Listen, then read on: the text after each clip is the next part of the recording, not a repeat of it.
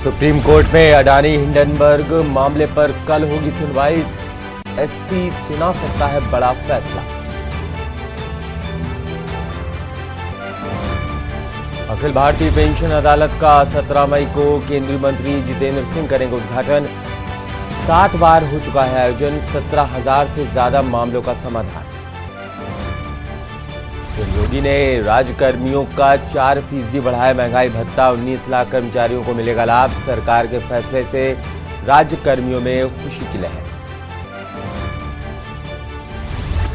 पहलवान ने दिल्ली की सड़कों पर मार्च निकालकर मांगा लोगों से समर्थन। किसान नेताओं के साथ पार्टी के नेताओं का मिलकर रहा ऐसा।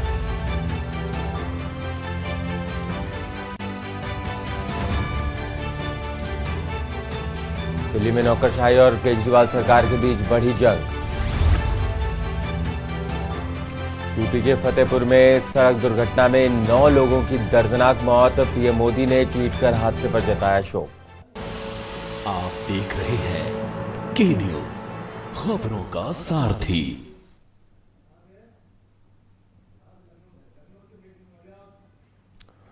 नमस्कार, आप देख रहे हैं के न्यूज, मैं हूं आपके साथ आदित्य द्विवेदी। बुलेटिन की शुरुआत करते हैं बड़ी खबर से। लखनऊ से मिल रही है सीएम योगी की स्टेट एनकॉर्ड बैठक।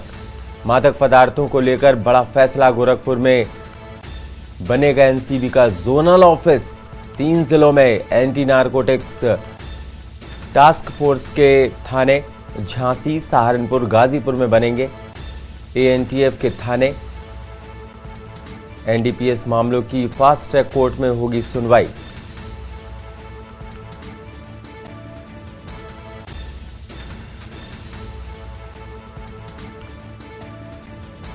एनडीपीएस मामलों की फास्ट ट्रैक कोर्ट में सुनवाई होगी। बड़ी खबर इस वक्त की। लखनऊ से सीएम योगी की स्टेट एनकॉर्ड बैठक। गोरखपुर में बनेगा एनसीबी का जोनल ऑफिस।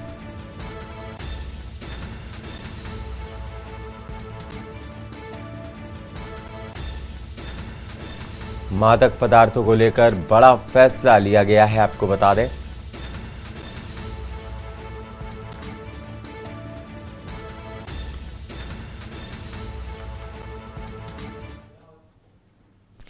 एक और बड़ी खबर है जालौन से। तेज रफ्तार कार ने युवक को मारी है टक्कर। हादसे में एक युवक की मौत, 3 गंभीर रूप से घायल बताए जा रहे हैं। राहगीरों की सूचना पर मौके पर पहुंची एम्बुलेंस। सभी घायलों को जिला अस्पताल उरई में कराया गया भर्ती। रेढर थाना क्षेत्र का मामला बताया जा रहा है।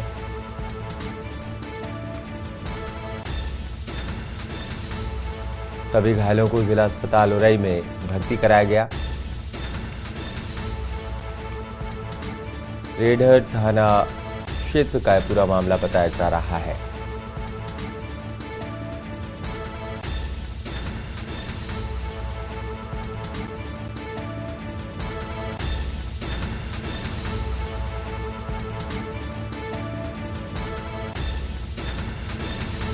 राहगीरों की सूचना पर एम्बुलेंस पहुंचती है। आपको बता दें जालौन से बड़ी खबर। तेज रफ्तार कार ने युवक को टक्कर मार दी। हादसे में एक युवक की मौत हुई है, 3 गंभीर रूप से घायल बताए जा रहे हैं।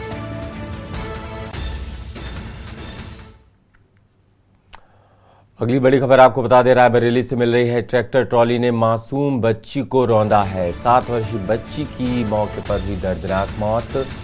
पुलिस ने ट्रैक्टर चालक को हिरासत में लिया। शव को कब्जे में लेकर पोस्टमार्टम के लिए भेजा। पछरावा थाना क्षेत्र के सुदौली गांव का मामला बताया जा रहा है। रायबरेली से बड़ी खबर। ट्रैक्टर ट्रॉली ने मासूम बच्ची को रौंदा है। पुलिस ने ट्रैक्टर चालक को हिरासत में लेकर के शव को कब्जे में लेकर पोस्टमार्टम के लिए भेजा।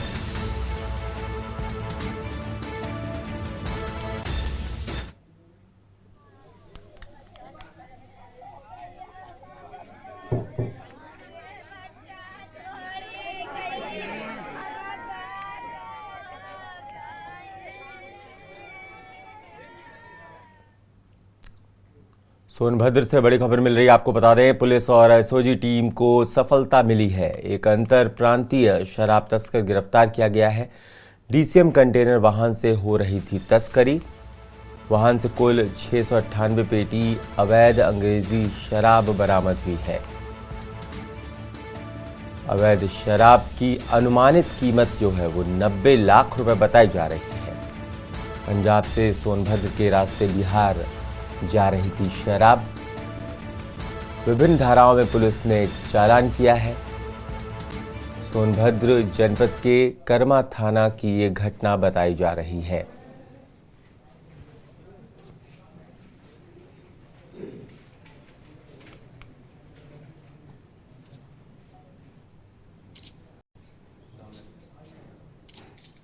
कर्मा एसओजी की टीम और सर्विलांस की टीम के द्वारा एक शराब तस्कर को पकड़ा गया है। तो पंजाब से शराब को ले जाकर और बिहार बेचने का इसका प्लान था। इसमें 698 पेटी के लगभग शराब पुलिस ने पकड़ी है और इसमें लगभग 6,500 लीटर शराब है, जिसकी मार्केट वैल्यू 60 लाख रुपया है। पकड़े गए अभियुक्त अकबर अली नाम है, पकड़ा गया अभियुक्त बिहार का रहने वाला है। इसके द्वारा बताया गया है कि दवाई का इन्होंने कागज़ बनाया था, दस्तावेज कैल्शियम कार्बोनेट मेडिसिन का सप्लाई देने के लिए बिहार में, और उसी कागज़ पे फर्जी तरीके से जो सेल इन पंजाब के जो मैक्डोवेल और इंटीरियर ब्लू ब्रांड है उसको ये लोग गलत तरीके से, अवैध तरीके से बिहार में ले जाके बेचने का इनका प्लान था। सिटी कोतवाली से महज 2 किलोमीटर की दूरी जुनवानी रोड है, जहां एक गरीब परिवार अपनी ज़मीन बेचकर बच्चों की शादी और घर बनाने की मंशा से घर में पैसा रखा था। चोरों ने दिन दहाड़े सूने मकान में गरीब परिवार के घर दीवार तोड़कर पेटी में रखे 25 लाख से ज़्यादा रकम की चोरी की। दूसरी तरफ दसरंगपुर चौकी अंतर्गत ग्राम तमरुआ में भी बीते रात्रि 70,000 की चोरी हुई है। जिले के शहर हो या ग्रामीण क्षेत्र, चोर लगातार चोरी को अंजाम दे रहे हैं। पुलिस विभाग की कार्यशैली सवालों के घेरे में है। अब हम लोग जस्ट सामान लेके घर आए। घर में दोनों भाई अब मैं बाल कटवाने गया और वो खत्म हुए कोई दर्रीपारा में, उधर खाना खाने गया है। तो खाना खाने का मैं वो उधर गया, मैं बाल कटवाने चले गए। उतना समय कुछ नहीं हुआ था घर में, 2 बजे करीबन था। ओकर बाद जस्ट भाई खाना खा गई से उतना समय बताई से वो भी चोरी नहीं हो रही। सामान धर के फिर निकली सोहा, मतलब सामान लाबर दुकान के सामान लाबर निकलीस ना। वक्त मैं बाल कटवा के जस्ट 20 मिनट बाद मैं आता हूँ। आके देखता हूँ तो मैं दो तरफ के ना तालत लगे रही से, दीवार टूटे पड़े रही जब ताला खोलता होता। आज जो है फोन के द्वारा एक सूचना प्राप्त हुई और रामायण साहू नाम का व्यक्ति ने फोन लगाया और उसने बताया कि उसके घर में जुनवानी रोड पर चोरी हो गई है दोपहर में। तो उस पर तत्काल मौके पर पहुंचा गया। मौके पर पहुंचकर जो है अभी पड़ताल जारी है। घटना स्थल को देखा गया है, स्निफर डॉग लाया गया था, डॉग के द्वारा भी ट्रैक किया जा रहा है और भी जो भी आर्टिकल्स मिलेंगे उनके द्वारा डॉग से ट्रैक कराने की कोशिश करेंगे और बाकी पता तलाश जारी है। और अभी स्पष्ट तौर पर मैं नहीं कह पाऊंगा कि कितना रकम गया है या कितने जेवरात गए हैं, क्योंकि अभी प्रार्थी स्वयं नहीं बता पाया है कि एग्जैक्टली कितना है।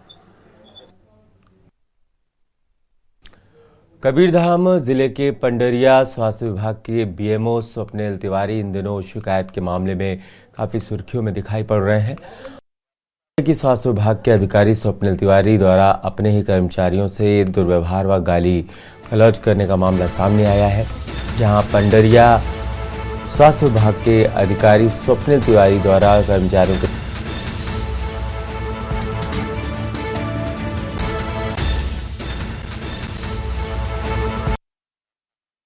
और मुझे बिना किसी नोटिस के, बिना किसी जानकारी के मौखिक रूप से मुझे निकाल दिया गया है। और मुझे निकालने के बावजूद उनसे पूछने पर उन्होंने मुझसे ये कहा कि तुझ जैसे छोटे जात के व्यक्ति को मैं रखना भी ना पसंद करूँ, देखना भी पसंद ना करूँ, और तुम मेरे यहाँ पे खड़े हुए हो, ऐसे करके मुझसे बदतमीजी से बात की। उसके बावजूद मैंने बड़े नेताओं से, जैसे कि यहाँ के सीएम सर से फ़ोन लगवाने की कोशिश की। उन्होंने बताया कि कॉल भी किया था और यहाँ पे हमारे रवि त्रिपाठी जी से हमने कॉल भी करवाया। मेरे सामने उन्होंने कॉल किया। उन्होंने कॉल करके बोला कि बेचारा दुर्गेश कुमार लड़का है मेरे पास, विकलांग है, उसको ऐसी तकलीफ़ है, उसको आप काम पे रख लीजिए। उन्होंने निवेदन रूपक ये बात बोली। तो वो बोले हाँ ठीक है। अगले दिन उनसे मिलने के लिए जब मैं गया तो बोलते हैं कि तू बड़े बड़े आदमियों से मुझसे फ़ोन लगवाया, नेतागिरी कर रहा है, तू यहाँ पे रहना चाहता कि नहीं रहना चाहता, तू दिखेगा नहीं कल से यहाँ पे। ऐसे करके मुझसे बदतमीजी से बात की और भी अपशब्द भाषाओं का मुझसे मेरे लिए प्रयोग किया, जो कि बोलने लायक नहीं है। सर, स्वास्थ्य विभाग से कोई कर्मचारी शिकायत किए हैं क्या? कुछ मामला है क्या? कुछ किया जा रहा है? बीएमओ जो पंडरिया है उसके लिए उन्होंने शिकायत किया था, मैंने संबंधित अधिकारी को भेज दिया, जो उचित होगा उस पर कार्रवाई होगी।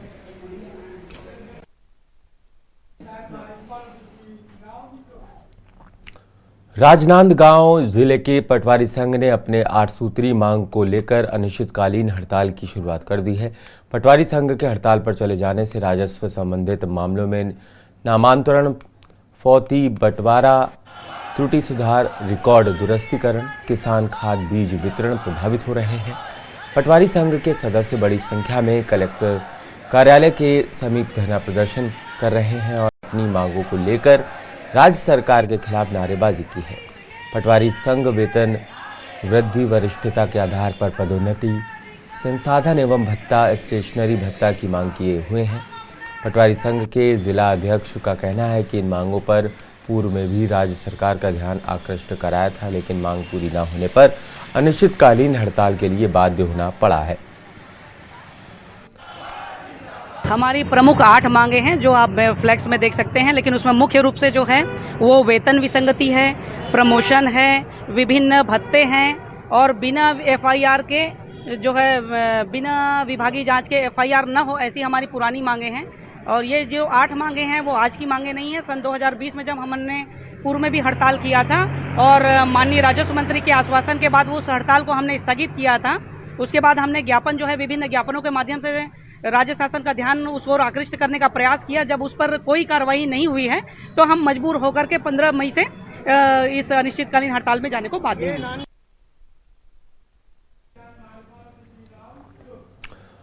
दिल्ली के जंतर मंतर पर लगातार पहलवानों को समर्थन मिल रहा है। वहीं पहलवानों के साथ किसान हो या पार्टियां लगातार सभी अपना समर्थन दे रहे हैं। वहीं आम जनता भी इसके पीछे नहीं है। आज फिर 24 दिन बीतने के बाद आम जनता का गुस्सा सरकार के खिलाफ है। अगर यहाँ बात करें पहलवानों की, तो पहलवानों ने आज पैदल मार्च कर हनुमान मंदिर तक पहुँचने की कोशिश की। वहीं हनुमान मंदिर की सुरक्षा बढ़ा दी गई है। आपको बता दें, पत्र के माध्यम से या मिस कॉल के माध्यम से जिस तरीके से समर्थन मिलता हुआ नज़र आ रहा है, तो लगता है कि सरकार के ऊपर दबाव बना लिया जाएगा, क्योंकि उन्होंने बीजेपी सांसदों, एमएलए से भी समर्थन मांगा है। पत्र के जरिए, ईमेल के जरिए और मैसेज के जरिए महिला सांसदों से समर्थन मांगा जा रहा है। अभी तक इस प्रदर्शन को 24 दिन बीतने के बाद भी भाजपा की महिला सांसदों के द्वारा या महिला नेताओं के द्वारा उनके समर्थन में कोई भी शामिल नहीं हुआ है। लेकिन आज जिस तरीके से दिल्ली के कनॉट प्लेस हनुमान मंदिर लोगों से अपील करने पहुंच रहे हैं, इनके साथ भीम आर्मी के चंद्रशेखर आजाद भी शामिल हो रहे हैं।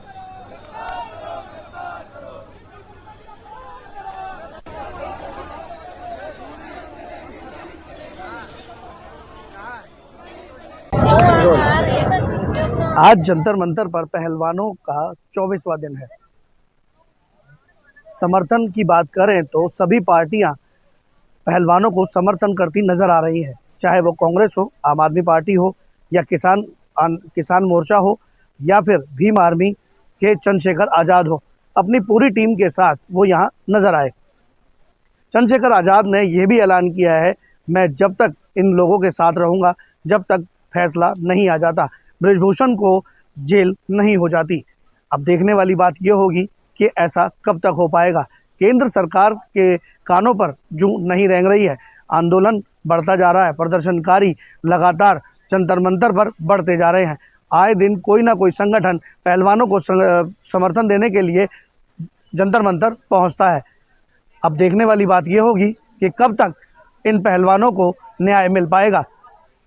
कैमरामैन शुभम के साथ परवीन गुप्ता, के न्यूज़, दिल्ली। और इस वक्त की बड़ी खबर आपको बता दें, मैनपुरी से मिल रही है। बेहद अहम और ज़रूरी खबर मैनपुर से आपको बता रहे हैं। लड़की के पिता ने आरोपी लड़के के खिलाफ तहरीर दी है। बड़ी खबर, आरोपी के विरुद्ध दर्ज कराई गई है एफआईआर।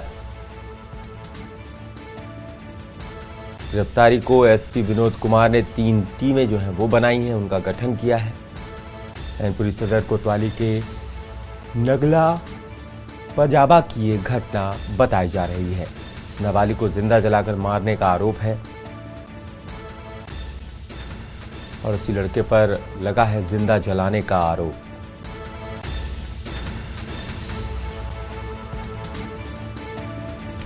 अक्सर लड़की का पीछा करता था और छेड़ता था ये आरोपी लड़का। लड़की ने उपचार के दौरान सैफई में दम तोड़ा।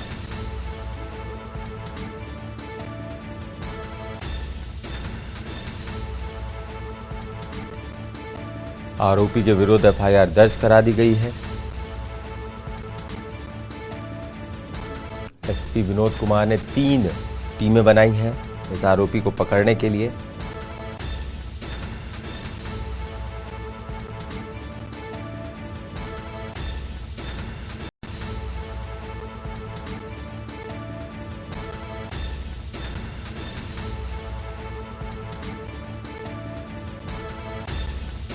अक्सर लड़की को परेशान करता था अंकित नाम का आरोपी युवक।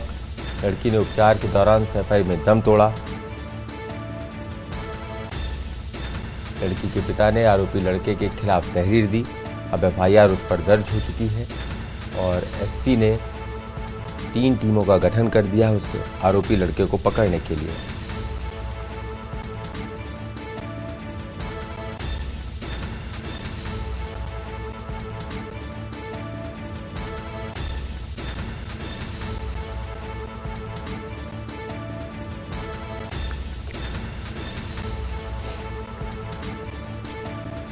तो मैनपुरी से बड़ी खबर आपको बता रहे हैं। जिस तरीके से पड़ोसी लड़के पर आरोप लगा है, वो अक्सर लड़की के साथ छेड़खानी किया करता था, परेशान किया करता था।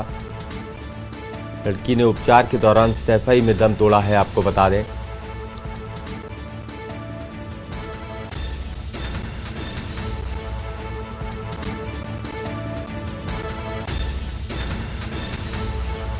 तो आरोपी के विरुद्ध जो है वो कार्रवाई के लिए विनोद कुमार जो एसपी, उन्होंने 3 टीमें बना दी हैं। जिस तरीके से इस आरोपी ने दरिंदगी की सारी हदें पार की हैं, समाज के लिए कलंकित चेहरा है ये आरोपी और इसको पकड़ने के लिए 3 टीमों का गठन हो चुका है। नाबालिग को जिंदा जलाकर मारने का आरोप है। जिस तरीके से लड़की ने उपचार के दौरान सैफई में दम तोड़ दिया, पड़ोसी लड़के पर आरोप लगा है।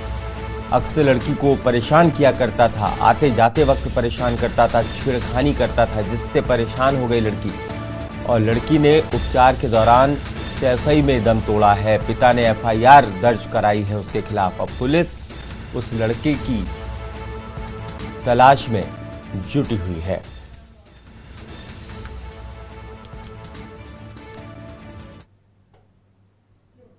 आगे बढ़ते हैं। उत्तर प्रदेश निकाय चुनाव में भारतीय जनता पार्टी ने ऐतिहासिक जीत दर्ज की है। इस बार बीजेपी ने उन सीटों पर भी अपना परचम लहराया जो बीते लंबे वक्त से समाजवादी पार्टी के कब्जे में रही। इनमें से एक सीट मेरठ की भी रही, जिस पर बीजेपी ने सपा को पछाड़कर जीत दर्ज की है।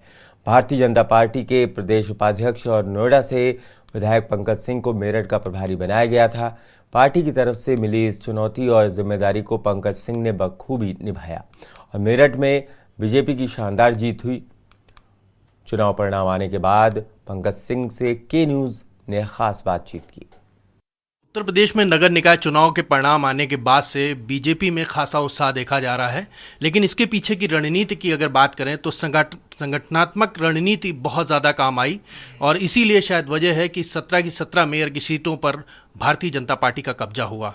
हमारे साथ बात करने के लिए मौजूद हैं पंकज सिंह जी, जिनका बहुत अहम रोल अगर हम कह सकते हैं तो संगठनात्मक जिस तरह से रणनीति तैयार की गई पंकज जी का रहा है। सीधे बात करते हैं। पंकज जी, मेरठ के आप प्रभारी बनाए गए थे और मेरठ की सीट पर लंबे समय बाद कब्जा किया, क्या रणनीति थी आपकी? नहीं, देखिए, रणनीति पार्टी की ये 2-4-10-15 दिन में ही सारी रणनीति काम कर जाए ऐसा नहीं होता।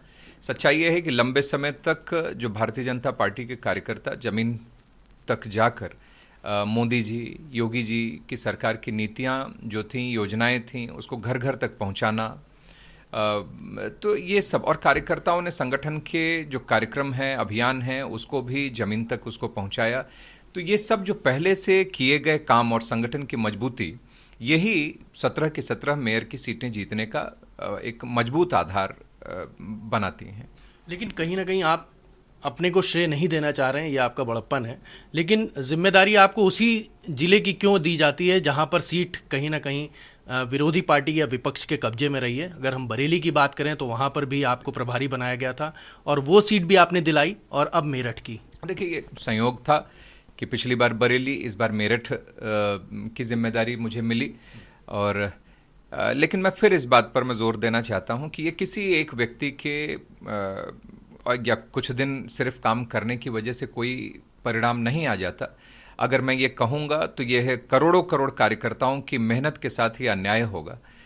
सच्चाई ये है कि भाजपा के कार्यकर्ता और मोदी जी के मार्गदर्शन में, योगी जी द्वारा किए गए यहाँ पर जो काम हैं, और भूपेंद्र चौधरी जी हमारे प्रदेश के अध्यक्ष हैं, उनका कुशल नेतृत्व, और सबसे बड़ी बात कि करोड़ों जो जमीन पर काम करने वाले कार्यकर्ता जो पर्दे के पीछे रहते हैं, जो कभी सामने नहीं आते, जो कभी मीडिया और समाचार पत्रों में जिनका नाम और चेहरा कभी नहीं आता, छपता, उनकी मेहनत के कारण पार्टी आज 17 मेयर भी ली है। पार्टी आज 2014 के बाद से लेकर 2023 में जिस मुकाम पर पहुंची है वह उनके कारण है। और भविष्य में भी जो हम बात करते हैं कि 50 साल तक भाजपा को अब केंद्र से कोई हटा नहीं सकता, तो ऐसे कार्यकर्ताओं और के मेहनत के कारण ही यह दावा भारतीय जनता पार्टी के नेता भी कर पाते हैं। तो ये पंकज सिंह थे जिन्होंने साफ तौर से कहा कि जिस तरह से योगी ने नगर निकाय चुनाव में मेहनत करके हर सीट पर लगभग जाकर के प्रचार किया, और मोदी के चेहरे पर जो लोकसभा का चुनाव है वो लड़ने के लिए एक बार फिर मोदी को जनता चुन करके प्रधानमंत्री बनाएगी। और जहां तक इनके किरदार की बात है तो उन्होंने कहा जो भी संगठन इनको जिम्मेदारी देगा उसको भरपूर निभाएंगे। लखनऊ से के न्यूज़ के लिए मनीष श्रीवास्तव। प्रदेश में संपन्न हुए नगर निकाय चुनाव में फर्रुखाबाद जनपद की कायमगंज नगर पालिका परिषद के नवनिर्वाचित चेयरमैन डॉक्टर शरद गंगवार के स्वागत सम्मान का सिलसिला थम नहीं रहा है। इसी क्रम में कायमगंज की केमिस्ट एंड ड्रगिस्ट एसोसिएशन के पदाधिकारी एवं मेडिकल स्टोर संचालकों द्वारा कायमगंज के लोहाई बाजार स्थित आवास पर पहुंचकर नवनिर्वाचित चेयरमैन डॉक्टर शरद गंगवार को 21 किलो फूलों की माला पहनाकर ऐतिहासिक स्वागत किया गया। स्वागत के दौरान एसोसिएशन के संरक्षक नरेश चंद्र अग्रवाल, अध्यक्ष विनय रस्तोगी, महामंत्री मनोज जौहरी, कोषाध्यक्ष विवेक अग्रवाल, उपाध्यक्ष प्रकाश वीर रस्तोगी, सौरभ गंगवार, मंत्री अजय बंसल, नीरज गंगवार, विकास अग्रवाल, सुमित गुप्ता, मोना, आशीष गुप्ता, राकेश गुप्ता, अंकित गोयल, अनुभव गुप्ता सहित भारी संख्या में मेडिकल स्टोर संचालक मौजूद रहे।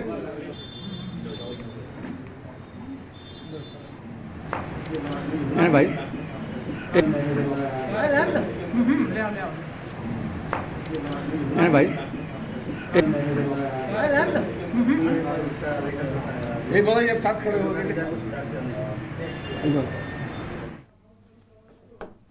इस वक्त की एक और अहम खबर आपको बता दें, लखनऊ जनपद से मिल रही है। ठग भाई बहन अनूप और अर्चना सिंह को पुलिस ने गिरफ्तार कर लिया है। एल्पिडा होम्स प्राइवेट लिमिटेड के एजेंट बनकर करते थे ठगी। पीड़ित राजेश से प्लॉट के नाम पर लाखों की ठगी का आरोप है उन पर। रकम वापस मांगने पर धमकाने का भी आरोप लगा है इन दोनों पर। लखनऊ से बड़ी खबर, ठग भाई बहन अनूप और अर्चना को गिरफ्तार कर लिया गया है। एल्पिडा होम्स प्राइवेट लिमिटेड के एजेंट बनकर ठगी के काम को अंजाम देते थे। ये जो इनका दिमाग था एक बेहद चालाक है, और जिस तरीके से ये ठगी के काम को अंजाम देते थे, कई लोग इनके झांसे में आ गए। ये लोगों को जिस तरीके से ठगी का शिकार करते रहे वो अनोखा ही तरीका हुआ करता था। एल्पिडा होम्स प्राइवेट लिमिटेड के एजेंट बनकर ये ठगी के काम को अंजाम दिया करते थे। पीड़ित राजेश से प्लॉट के नाम पर लाखों की ठगी उन्होंने कर ली। दोनों भाई बहन बताए जा रहे हैं। रकम वापस मांगने पर उनको धमकाया भी गया। हालांकि पुलिस ने इनको गिरफ्तार जरूर कर लिया है। अनूप सिंह और अर्चना सिंह को पुलिस ने गिरफ्तार कर लिया है। ये दोनों इतने शातिर हैं कि अपने ठगी के जाल में लोगों को फंसा लेते थे, फिर उनका शिकार करते थे, उनसे पैसे ऐंठ लेते थे। जब कोई उनसे पैसा वापस मांगता था तो उल्टा उन्हें धमकी तक दे दिया करते थे। अब ऐसे में पुलिस ने दोनों को गिरफ्तार कर दिया है और जो विधिक कार्रवाई है वो पुलिस कर रही है।